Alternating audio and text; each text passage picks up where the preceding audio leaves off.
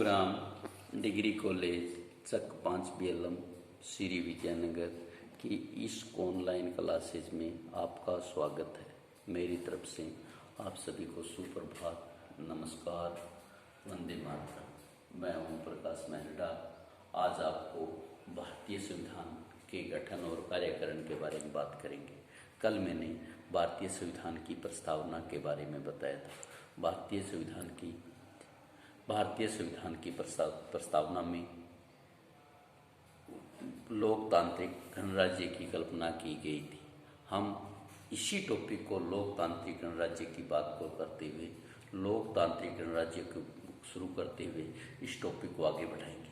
भारतीय संविधान सभा का गठन और कार्यकरण कि भारतीय संविधान सभा ने गठन कैसे किया और उसका कार्यकरण कैसे किया। जैसे अध्ययन करेंगे भारतीय संविधान निर्माती सभा। भारतीय संविधान निर्माती सभा का गठन किस प्रकार से हुआ, इसके लिए सबसे पहले हम प्रस्तावना की बात करते हैं। विश्व के किसी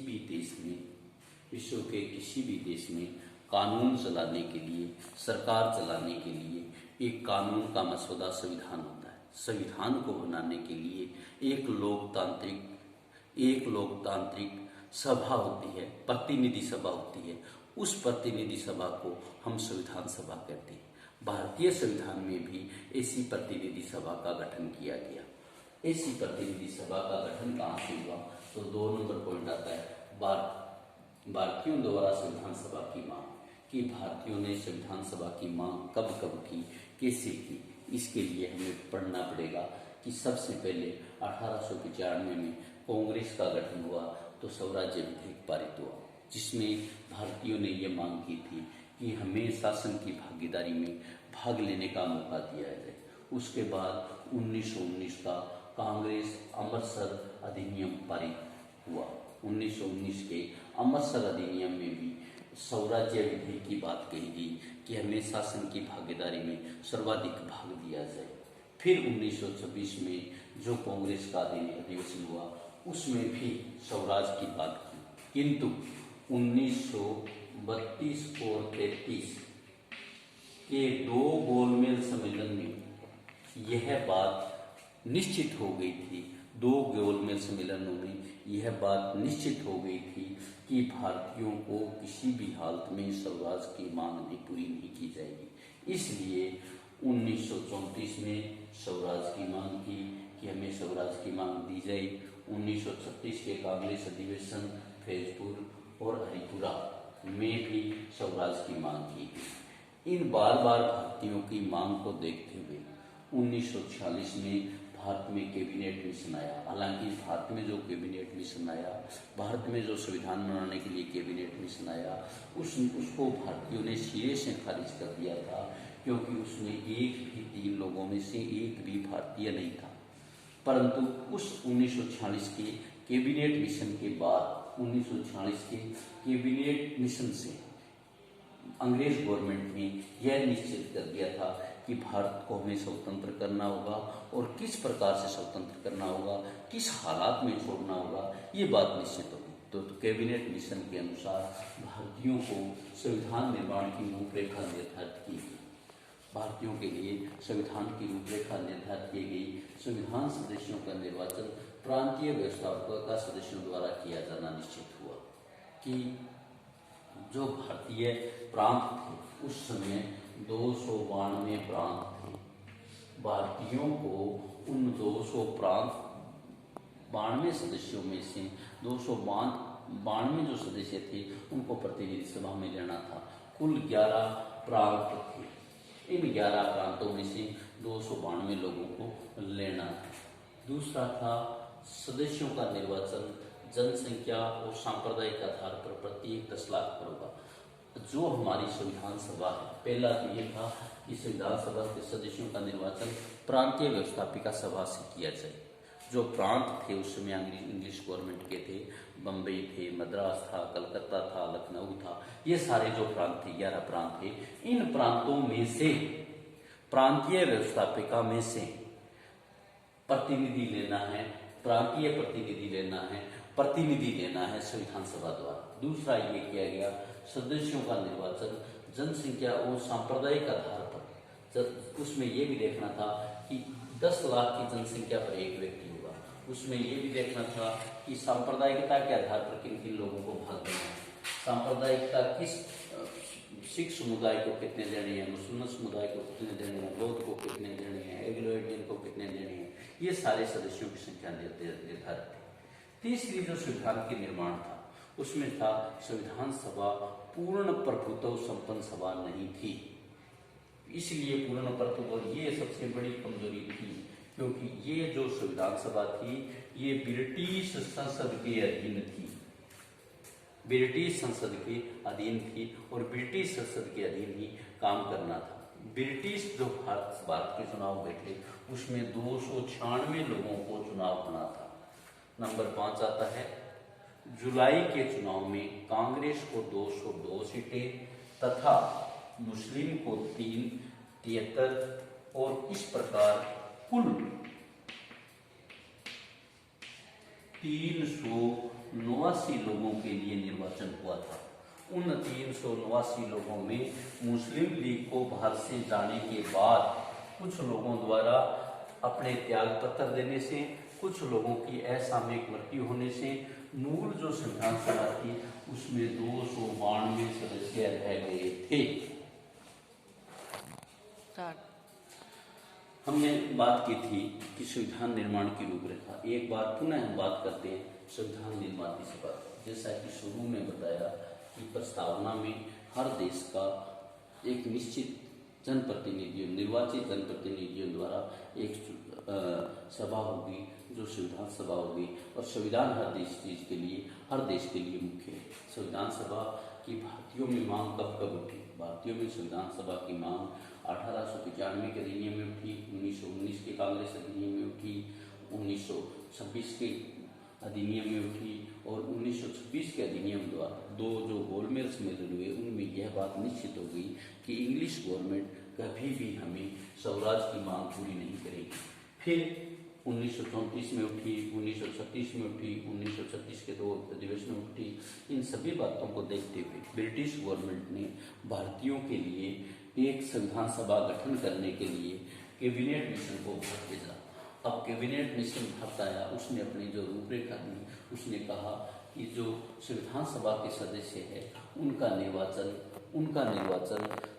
हमारी प्रांतीय व्यवस्थापिका द्वारा किया जाना चाहिए। उनका निर्वाचन जनसंख्या और सांप्रदायिक आधार पर किया जाना चाहिए। उनका निर्वाचन वो जो संविधान सभा थी पूर्णतः प्रभुत्व संपन्न नहीं थी, ये ब्रिटिश संसद के अधीन रखा जाएगा। नंबर 4, ब्रिटिश भारत में 296 स्थानों पर चुनाव हुए।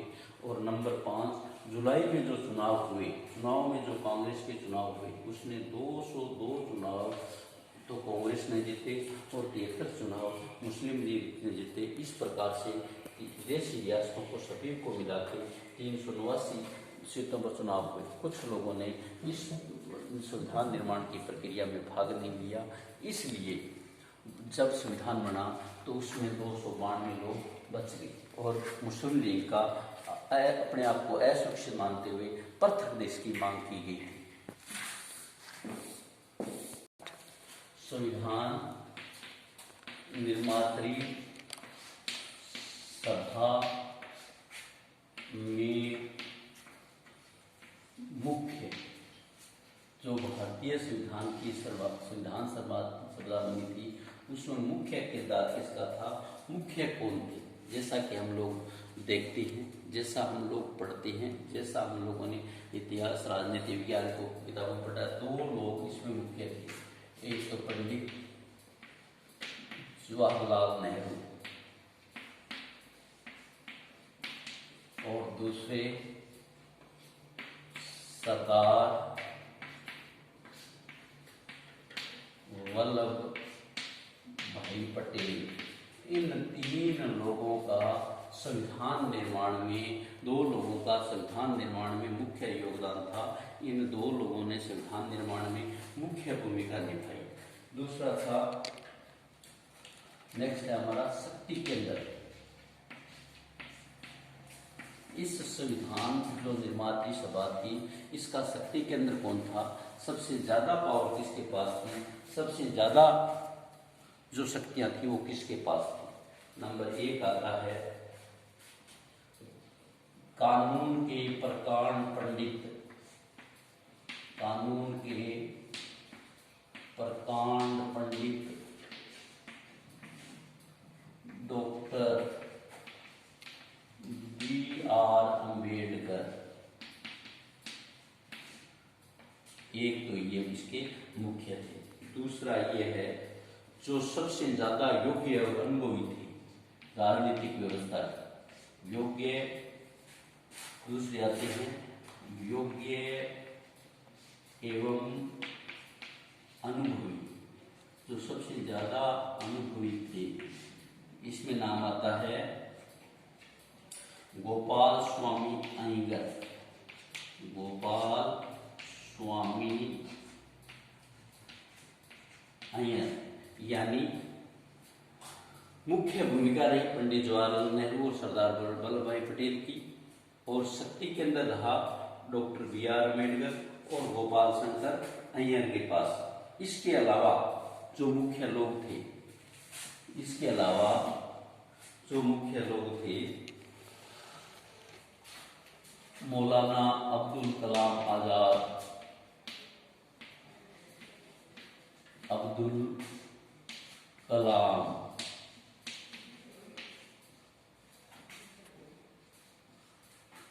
के कृष्णा स्वामी,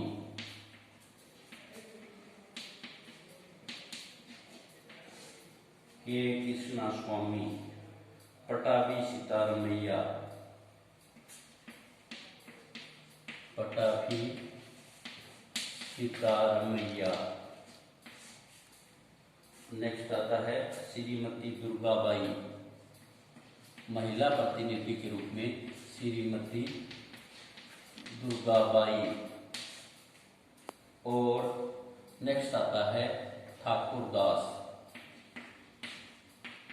यानी भारतीय संविधान निर्माण में सबसे ज्यादा भूमिका रही थी Pandit Jawaharlal Nehru, Sardar Vallabh Bhai Patel, doctor B.R. Ambedkar, doctor Gopal Swami Ayyangar, Maulana Abdul Kalam, K Krishna Swami, Pattabhi Sitaramayya, Shrimati Durgabai, Thakurdas, doctor Rajendra Prasad. संविधान सभा ने जब इनके चुनाव हुए तो संविधान सभा का अध्यक्ष डॉक्टर राजेंद्र प्रसाद को बनाया, और जो संविधान लिखने का कार्य था, प्रारूप करने का कार्य था, ड्राफ्ट करने का कार्य था, कानून के प्रकांड पंडित डॉक्टर B.R. अम्बेडकर को यह कार्य दिया गया।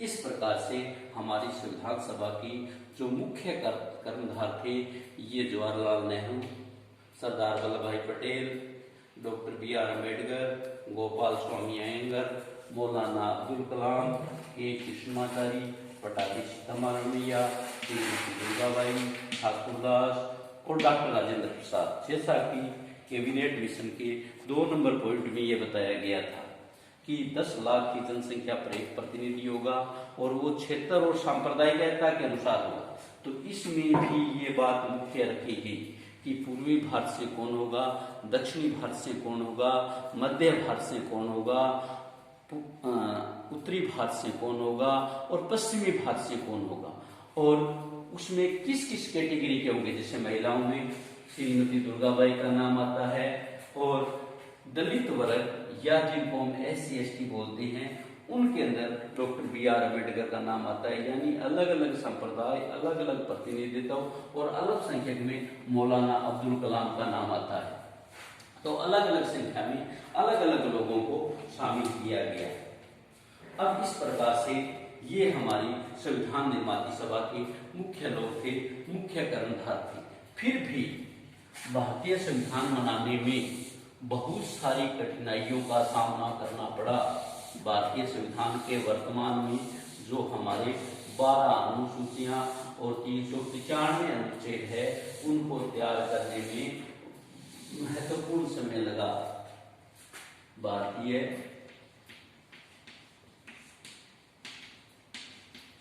संविधान में मूल संविधान में 8 अनुसूचियां थी, वर्तमान में 12 और 395 अनुच्छेद, और इसको बढ़ने में, इसको पूर्ण रूप से तैयार करने का कार्य तो 8 माह में हुआ, किंतु इसको तैयार करने में, कानूनी रूप देने में 2 वर्ष 11 माह और 18 दिन का समय लग के ये भारतीय संविधान हमारा 26 नवंबर 1949 को लागू हुआ। उसके कुछ पार्ट 26 जनवरी 1949 को लागू कर दिया। शेष संविधान 26 जनवरी 1950 में लागू किया गया। इसके पीछे मुख्य बात यह थी कि भारतीय लोगों ने, कांग्रेस के लोगों ने सबसे पहले 26 जनवरी 1930 को पूर्ण स्वराज की घोषणा की थी। तो इसलिए 26 जनवरी को याद रखने के लिए, 26 जनवरी की याददाश्त के लिए पूर्ण संविधान हमारा 26 जनवरी 1950 को लागू हुआ। इस प्रकार से ये भारतीय संविधान को किस प्रकार से लागू किया गया, किस प्रकार से बनाया गया, फिर भी इस संविधान को बनाने में बहुत सारी कठिनाइयों का सामना करना पड़ा। भारतीय संविधान निर्माण की कठिनाइयां, यानी संविधान निर्माण किस प्रकार हुआ, संविधान निर्माती सभा कौन सी थी, कठिनाइयां क्या हुई। सबसे मुख्य कठिनाई जो मैंने बताया था, संविधान निर्माती सभा में 202 लोग कांग्रेस के थे, 73 लोग मुस्लिम लीग के थे। मुस्लिम लीग को यह लगा कि हमें भारत में पूर्ण मान सम्मान नहीं मिलेगा, इसलिए उन्होंने पृथक देश की मांग की, पाकिस्तान की मांग की। इसलिए सबसे मुख्य जो संविधान निर्माण में कठिनाई आई कि जब उसके चुनाव हुए, चुनाव होते ही 1/4 पार्ट यानी 389 का 73 लोग मुस्लिम लीग के संविधान निर्माती सभा से पृथक हो गए, संविधान निर्माती सभा से अलग हो गए। तो हमारे लिए सबसे मुख्य कठिनाई क्या होगी कि जिन लोगों ने मिलके, जिन लोगों ने साथ मिलके देश की आजादी में भाग लिया था, उन लोगों में से एक पार्ट हमारा पूर्ण रूप से इस आधार पर अलग हो गया कि हम अलग धर्म से हैं। तो इसलिए हमारी मुख्य मांग ये, कठिनाई ये हुई कि मुस्लिम लीग का संविधान सभा का बहिष्कार। मुस्लिम लीग का यह कहना था धर्म के आधार पर 2 देश होंगे और दूसरे देश की मुस्लिम लीग की अलग से संविधान सभा होगी, पाकिस्तान के लिए अलग से संविधान सभा होगी। इस प्रकार से हमें पहले जो संविधान निर्माण के संविधान जो हम लोगों ने संविधान लिखना चाहा था, हम लोगों ने संविधान का निर्माण करना चाहा था, उसमें मुख्य जो समस्या आई वो मुस्लिम लीग का संविधान सभा का बहिष्कार करना।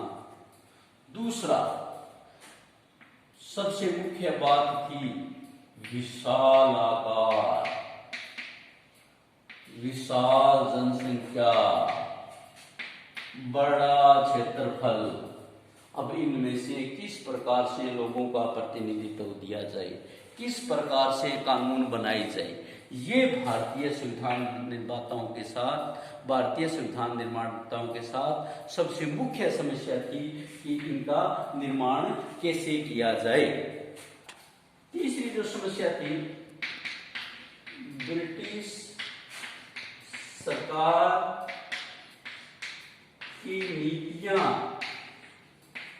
ऐसी नीतियां जो भारत में विभाजन करवा रही थी, ऐसी नीतियां जो भारत को विखंडित कर रही थी। इन नीतियों में सांप्रदायिकता,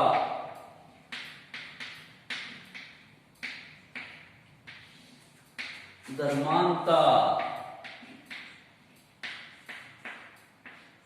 भाषा, यानी देश का विभाजन, और नीतियां ऐसी थी जिसमें भाषा, सांप्रदायिकता, धर्मांतता और प्रांतीयता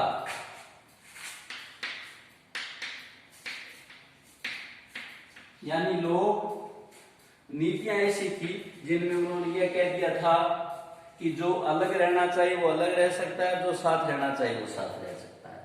दूसरा, धर्म के आधार पर मुस्लिम लीग का सभा से बहिष्कार कर देना। तीसरा, धर्मांतता, धर्म के आधार पर लोग अलग अलग बंटवारा चाहते थे। फिर भाषा, भाषा के आधार पर भी लोग ऐसा चाहते थे। प्रांतीयता, प्रांतीयता के आधार पर भी लोग ऐसा चाहते थे। और इस बारे में देश में जब हम बात करते हैं तो दो स्टेटों ने, दो रियासतों से अलग मांग की थी और इनको संविधान निर्माताओं ने बड़ी सूझबूझ से काम किया। नंबर 4 आता है सांप्रदायिकता।